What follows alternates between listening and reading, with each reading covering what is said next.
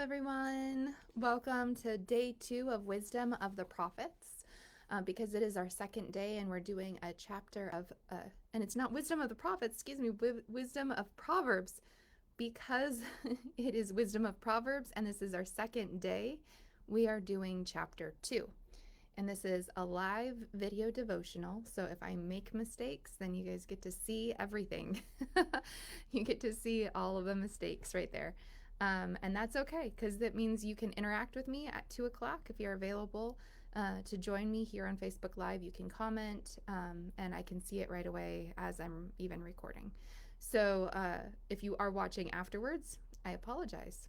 But we have fun together.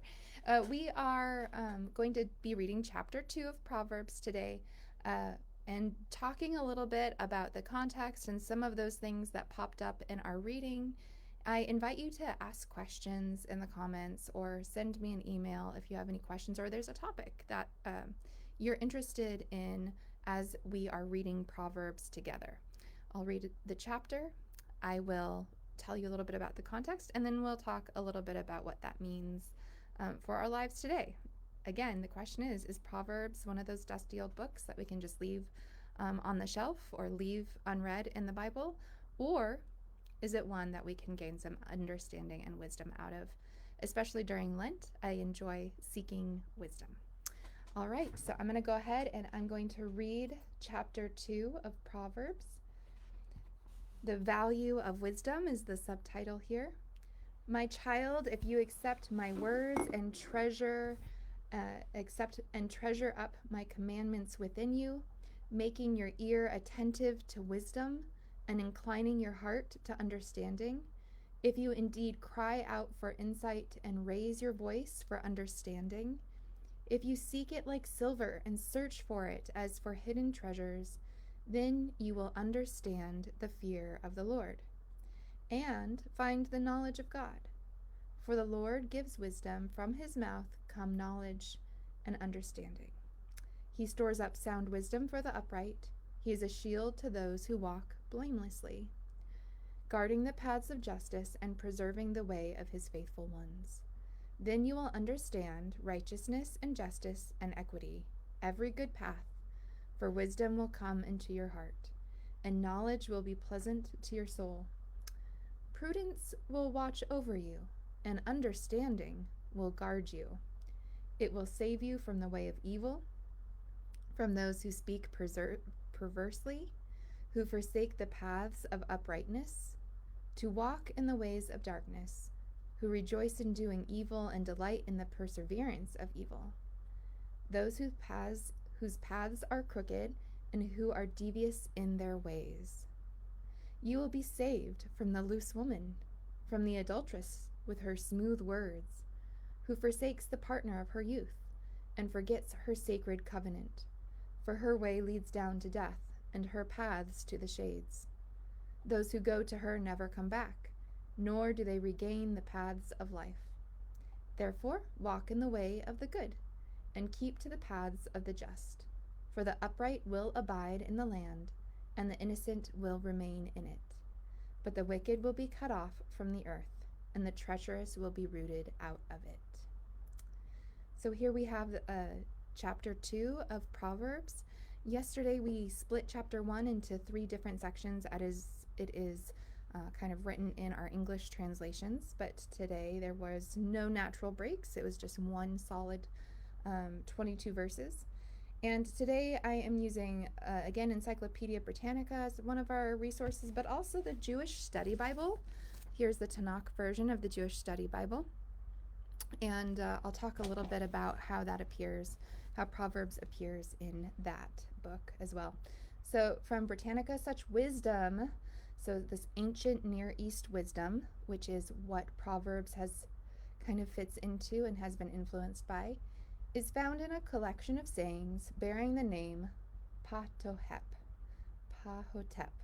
a vizier to the Egyptian pharaoh in about 2450 BCE.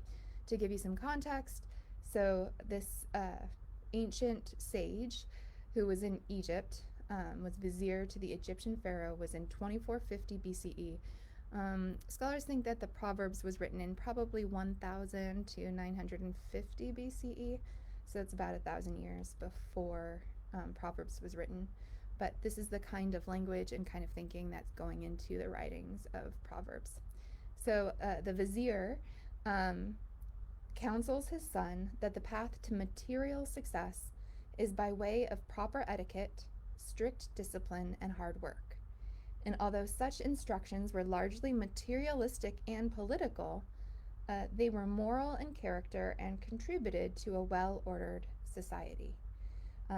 So that's kind of the thinking here, too, is that there are commands, or I guess not even commands, but suggestions to have proper etiquette, to have some strict discipline and hard work, and that will get you what you want, and also God's favor, right? And all of that is under the way of knowledge.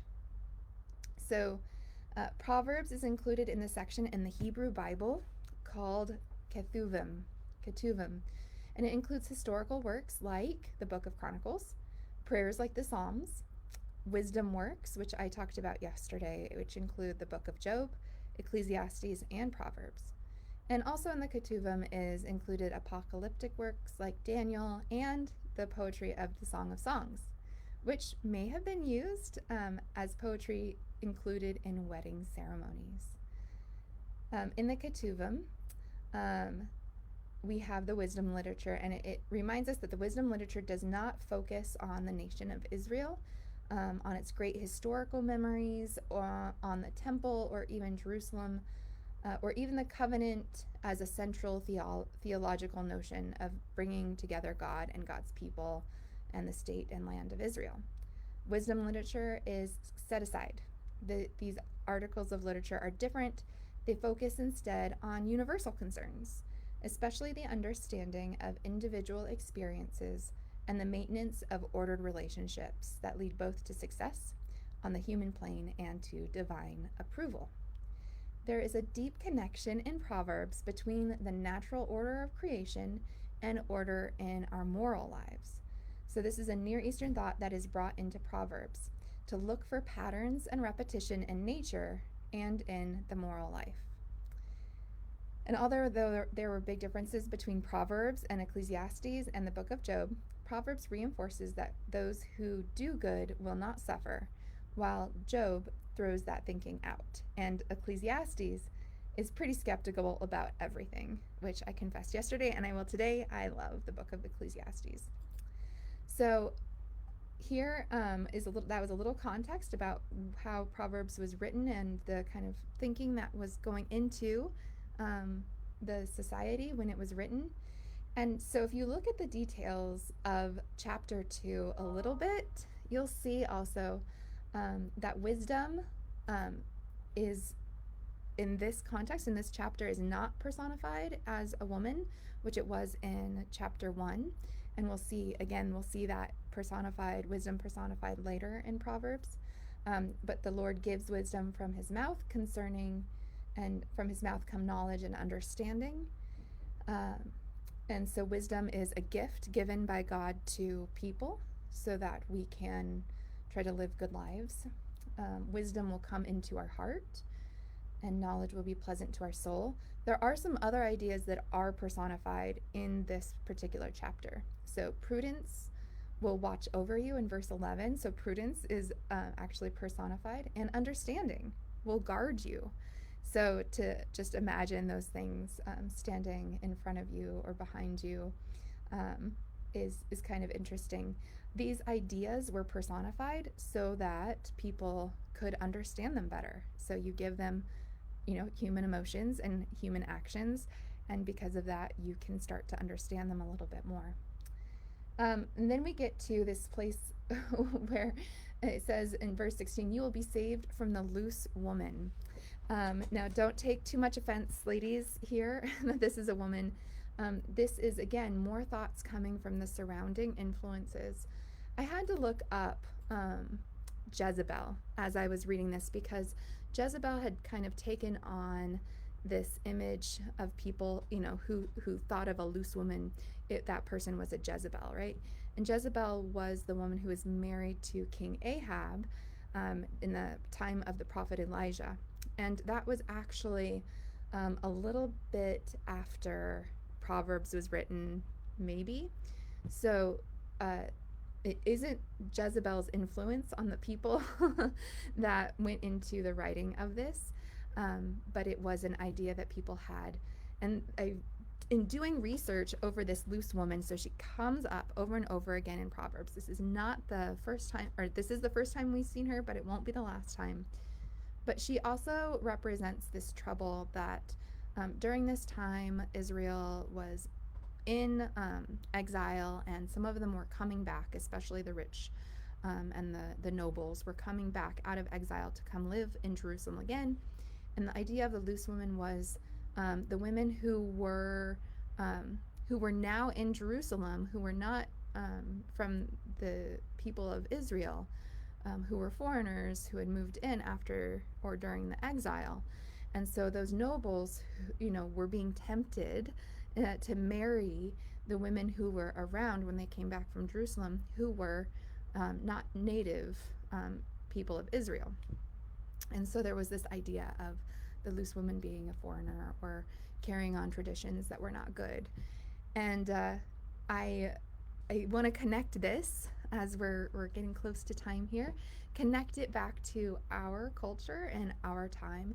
And I have to tell you that when I read that section, even the first time I read it about the loose woman, I had the Eagles' Lion Eyes playing in my head, that she went to the Cheaton side of town and she, gave up the lover of her youth or something like that. It seemed like such a parallel, that the Lion Eyes from lyrics from the Eagles just matched up with this commentary on the loose woman, and be careful of the loose woman.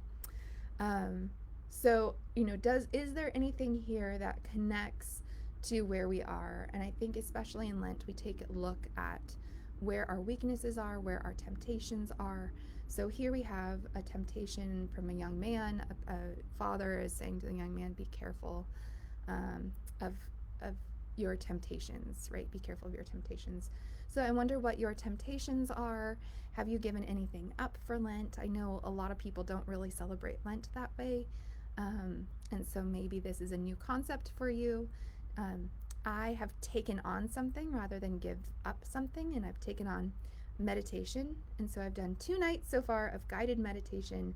And it's one of those things that I really enjoy how I feel afterwards. I'm doing ones that relax your body, and it just makes your body feel not only just relaxed, but light, like you're almost being lifted up. So that's what I am doing. Besides, we also have a Lenten study on the book Restored by Tom Berlin that we're working through, and this Proverbs study. And so I hope that you are taking something on or giving something up that will remind you that temptations are all around, and God is continually sending us messages of not only warning, like in our Proverbs here in chapter 2, but also sending us strength to get through them. So I hope that you have a blessed day. Go ahead and put in the comments if you watched this, so I know if anyone's here going down this journey with me of the wisdom of Proverbs. Also, send me your questions or post your questions. I hope you have a blessed day.